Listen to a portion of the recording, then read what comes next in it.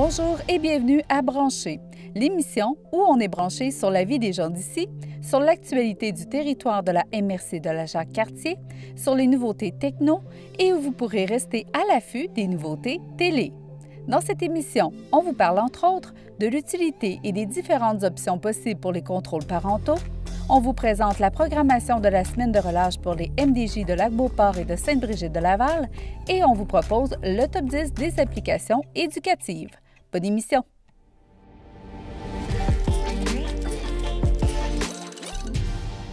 Dans la chronique techno de cette semaine et en collaboration avec la CCAP, place à la zone du tech.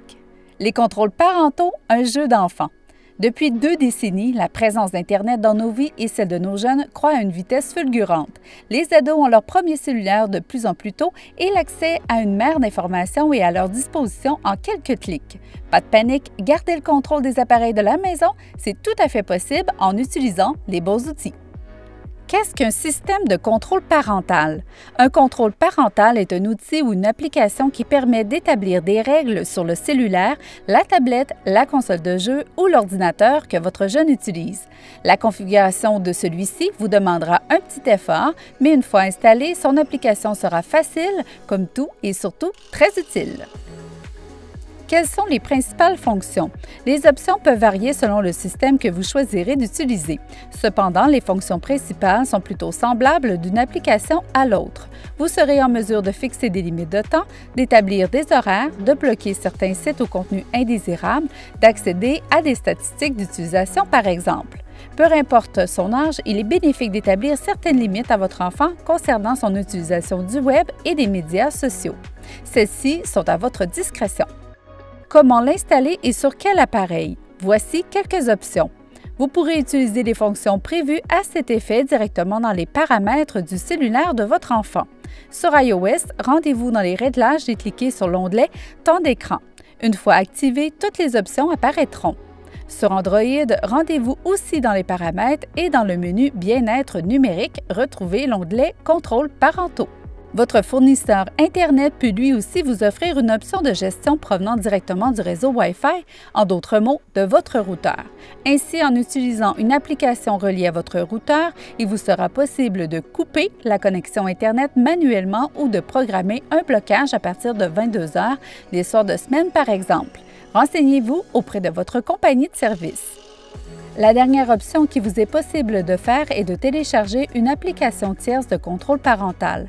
La célèbre compagnie Google a développé une solution entièrement gratuite appelée Family Link. Elle consiste en 2 applications distinctes à télécharger sur le téléphone d'un parent et l'autre sur le téléphone de l'enfant. Ainsi, peu importe où votre enfant se trouve, vous serez en mesure de fixer certaines limites et vous pourrez même activer des notifications en lien avec l'utilisation de son téléphone. En terminant, quel que soit le choix que vous ferez, l'important est d'offrir une protection à votre enfant en lien avec les menaces qui circulent facilement sur le web et d'éviter qu'il concentre 100% de son temps sur son écran.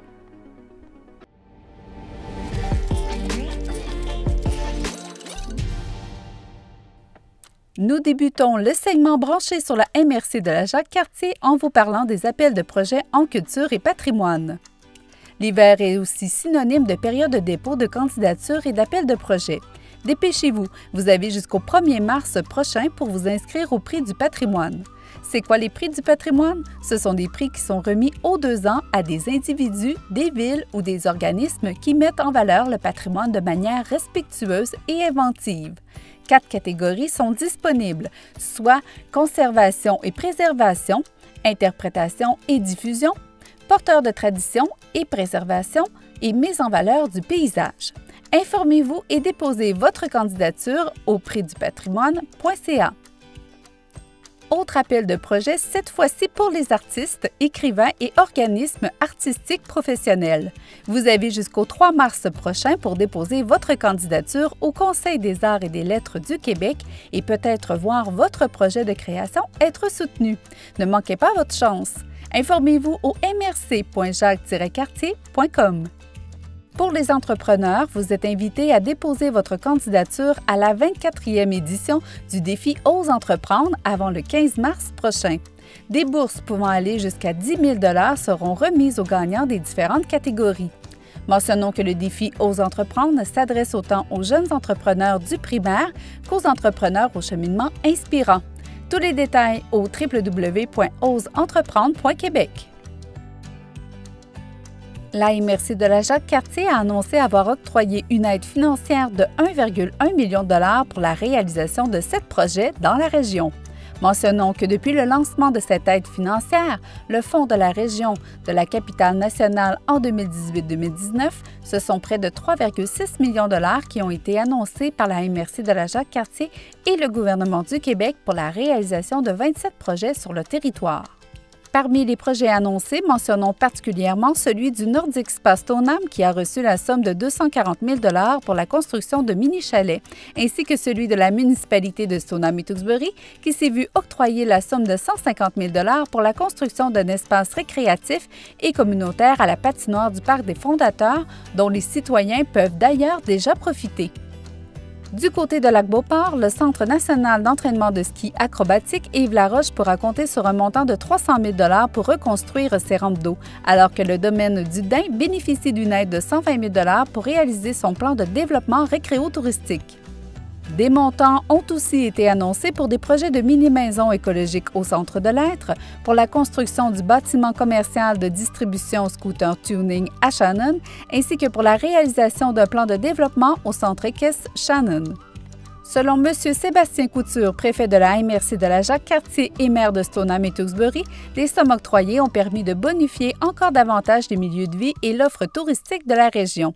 Le président de la SDE de la Jacques-Cartier et maire de Sainte-Catherine de la Jacques-Cartier, M. Pierre Dolbec, abonde dans le même sens. Selon lui, ces investissements permettent de mettre en valeur notre région et de la positionner encore davantage comme une destination plein air incontournable. C'est la semaine de relâche qui approche et c'est l'occasion parfaite pour pleinement profiter de sa cour arrière, le plus grand terrain de jeu de Québec. De nombreuses activités sont offertes dans la région, que ce soit la raquette, le ski de randonnée, le ski alpin, le fat bike, le traîneau à chien ou la glissade. Le choix est vaste et petits et grands y trouveront assurément leur compte. Avec le village Vacances Valcartier, les glissades Tewksbury et maintenant le centre récréo-touristique des Hautes-Terres, sans oublier des glissades disponibles dans les différents parcs municipaux, la région de la Jacques-Cartier est sans aucun doute un incontournable pour les amateurs de glissade. Envie d'une escapade? C'est possible de décrocher du quotidien et de s'évader, même à quelques minutes de tour de sa résidence. Que ce soit lors d'un séjour dans un chalet avec une vue imprenable, dans un chalet flottant, une yourte ou un dôme. De changer d'air et de laisser de côté les tâches ménagères quotidiennes, ça fait toujours du bien. Visitez le www.jacques-cartier.com pour plein d'idées d'activités et d'escapades.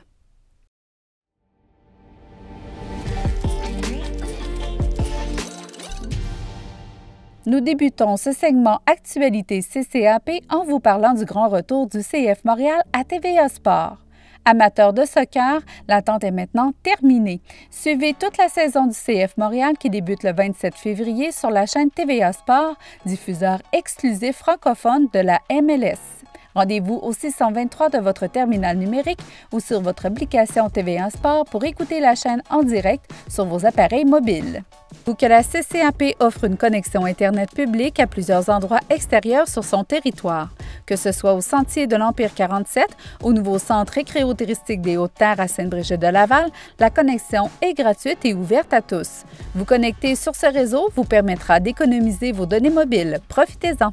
Pour y avoir accès, rendez-vous dans les réglages de votre appareil en choisissant le réseau CCAP. Aucun identifiant ni mot de passe n'est requis. Visitez le site Internet de la CCAP pour connaître tous les points de service disponibles. Dès le 24 février, Stingray remplace sa chaîne éclectique électronique par la nouvelle programmation musicale TikTok Radio. Demeurez au fait de la musique qui règne sur TikTok et découvrez tout un univers de tendances virales à la chaîne 535 de votre terminal numérique. N'attendez plus, les chaînes Stingray sont incluses dans tous les forfaits de télévision offerts à la CCAP et offrent des programmations entièrement musicales sans pause publicitaire. Et maintenant, du côté de votre TV locale, nous vous parlons de la série Un toit pour moi et toi. Laissez-vous transporter par Mégane Labrec et par le courtier immobilier POVR par le billet de visite de propriété à travers les différentes localités de la couronne nord de Québec. Accompagnés de différents experts, les co-animateurs vous informent sur une foule d'étapes présentes tout au long du processus d'achat d'une propriété. Du côté de Vue d'ici, voici des sujets qui seront traités dans les prochains reportages. Lac-Beauport en neige et des différents prix et bourses offerts dans la MRC de la Jacques-Cartier. On rencontre aussi Marie Morneau, artiste, et Danny P. Blouin, auteur de Lac-Beauport. À la barre de l'émission Maman Maintenant, Mélissa Paquette aborde le délicat sujet de la séparation avec une maman qui livre son témoignage. Également, elle s'entretient avec une maman entrepreneur qui nous explique comment jongler avec le tout. Ne manquez pas cette nouvelle série sur les ondes de ccap.tv. Dans cette nouvelle production Moi, mon métier, on découvre des professions méconnues ou en constante évolution. Cette semaine, Chloé Patry Robitaille explore le métier d'échafaudeur. Elle sera confrontée à un défi en lien avec ce métier. Saura-t-elle le relever? Saviez-vous qu'en tout temps, vous pouvez retrouver nos émissions sur notre site web dans la section Émissions. Vous avez également accès à un inventaire de contenus diversifié dans la section Archives. Bonne navigation!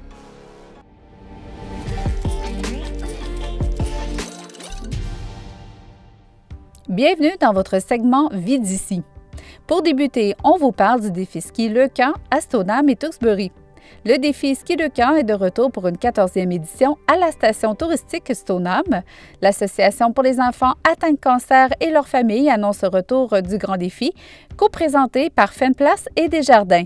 Depuis 2009, le défi Ski Le Camp de la station touristique Stoneham a mobilisé près de 7000 skieurs et planchistes qui ont amassé plus de 2 millions pour la cause dans la région de Québec. Le Camp et la municipalité vous invitent à vous inscrire et à venir dévaler les pentes pour la cause. Qu'est-ce que le défi Ski Le Camp? Le Ski Le Camp est un événement festif et familial s'adressant aux skieurs et planchistes de tous âges et niveaux. Seul ou en équipe, les participants s'engagent à amasser 500 $ minimum pour les enfants atteints de cancer et leurs familles. Chaque membre de l'équipe doit effectuer une descente à l'heure pendant tout l'événement. Le jour de l'événement, une foule d'activités et surprises les attendent sur le site. Le défi Ski Le Camp, l'activité parfaite pour garder le moral tout en soutenant une cause hautement valorisée par les Québécois. Le camp invite la population à visiter le défiski.com pour plus d'informations et à s'inscrire à la station touristique Stoneham. Avant de lancer la période de recrutement des animateurs de camp d'été pour Stoneham et Tewksbury, ils ont besoin de constituer la meilleure équipe de coordination possible pour préparer la programmation du camp d'été et encadrer l'équipe de feu des animateurs.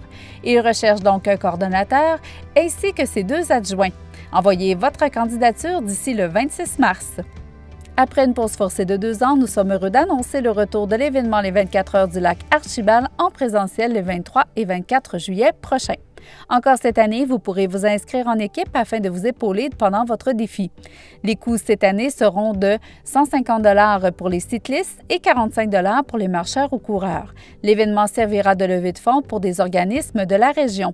Cette année, les événements supportés seront la Fondation québécoise du cancer, la Fondation du Club Rotary Québec-Charlebourg et Cité Joie. Restez à l'affût des prochaines communications pour le début des inscriptions. Du 7 au 10 mars 2022, la Maison des jeunes à Lac-Beauport offrira une programmation d'activités gratuites pour les jeunes de 11 à 14 ans. Le nombre de places est limité à 6 jeunes par jour. Concernant les inscriptions, vous devez envoyer un courriel à l'adresse suivante justine.mdjlecabanon@gmail.com. Dans ce courriel, vous devez inscrire le nom et le prénom de l'enfant, la journée de leur présence. Occasionnellement, les heures d'ouverture pour la semaine de relâche seront de 9h à 17h et ce du lundi au jeudi. Toute l'équipe tient à remercier la Caisse Desjardins de Charlebourg pour la gratuité de cette semaine. Grand partenaire de la ISQ, la Fondation Maurice Tanguay vous propose 3 choix de billets pour courir la chance de remporter la fabuleuse maison ou un des nombreux prix fort alléchants. En achetant vos billets en ligne ou en papier par le billet de la ISQ, vous contribuerez à la cause des enfants ayant des besoins particuliers et vous soutenez leur mission puisque 15 % du montant par billet vendu est remis sous forme de dons. 2 pierres d'un coup qui feront assurément des heureux cette année. Pour l'achat de billets en format papier, contactez Céline Paré au 88 622 42 90 poste 101 ou par courriel à laisq@laisq.org. Merci de tout cœur pour votre générosité. La salle d'entraînement située au complexe municipal de la ville de Stoneham a ouvert ses portes le 14 février dernier selon l'horaire régulier. Notez que tous les abonnements ont été prolongés selon le type d'abonnement, du nombre de jours de fermeture totale ou du nombre de jours restant sur l'abonnement. À la suite de la séance du conseil municipal du 8 février dernier, la ville de Sainte-Brigitte-de-Laval souhaite faire un état de la situation auprès des citoyens entourant le potentiel projet d'expansion des parcs éoliens de la seigneurie de Beaupré à être développé sur les terres du Séminaire de Québec. Vous êtes invités à consulter leur page Facebook afin d'avoir toutes les informations. Prendre note que toute personne désirant être tenue informée du développement du projet peut aussi communiquer avec l'équipe de Boralex. Avec l'ouverture récente du centre récréo-touristique des Hautes-Terres, la région compte maintenant 3 centres de glisse. Profitez-en durant la relâche pour faire bouger les tout-petits et découvrez le centre récréo-touristique des Hautes-Terres, le village vacances Valcartier et les glissades Tewksbury. Tenez-vous prêts car une semaine complète d'activités à moindre coût sera organisée pour les jeunes de 11 à 17 ans de Sainte-Brigitte-de-Laval pour la semaine de relâche à venir. Durant cette semaine de congé, leurs heures d'ouverture seront augmentées afin de pouvoir offrir des activités spéciales à tous les jours. Voici ce qu'on vous propose. Une sortie de ski au relais, une sortie au village vacances Valcartier. Du côté de la journée de jeudi, céramique café, soirée sushi et brunch et feu pour le vendredi. Viens t'inscrire directement à la Maison des Jeunes.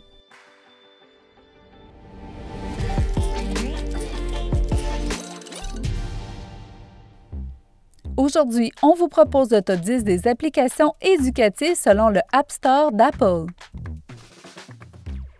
L'application Optine regroupe une foule de livres, de cours et de documentaires. Chaque leçon est un condensé de 5 minutes qui vous résume la matière. Des experts et sommités mondiales dans leur domaine vous partagent leur histoire et leurs connaissances via masterclass pour vous inspirer. Célèbre application d'apprentissage de langage Duolingo est ludique et vous permet de progresser un peu à chaque jour. Le réseau social professionnel LinkedIn vous propose des cours sur le leadership, la gestion, le marketing, la programmation, les arts graphiques et plus encore. Passionné de sciences, retournez sur les bancs d'école gratuitement grâce aux exercices interactifs, leçons et vidéos de l'Académie Ken, un organisme à but non lucratif. Votre piano prend la poussière? L'application Simply Piano vous enseigne les accords et les notes, vous écoute jouer et vous corrige au besoin. Udemy est une plateforme offrant des cours orientés vers les domaines technologiques et de la communication comme la programmation informatique ou le marketing. Blinkist vous propose des résumés de 15 minutes de plus de 5000 livres concernant l'histoire, la politique, l'économie et le monde des affaires. L'application Babel vous écoute parler pour évaluer votre progression dans l'apprentissage d'une langue. Elle offre aussi des techniques de mémorisation et des podcasts pour la langue de votre choix. Véritable gym du cerveau, Elevate vous propose des exercices de concentration de mémoire, de mathématiques et d'aptitudes à l'oral, tout pour améliorer la productivité et la confiance en soi. Toute l'équipe vous remercie d'avoir été à l'écoute. Pour encore plus de contenu branché, c'est un rendez-vous au www.ccap.tv.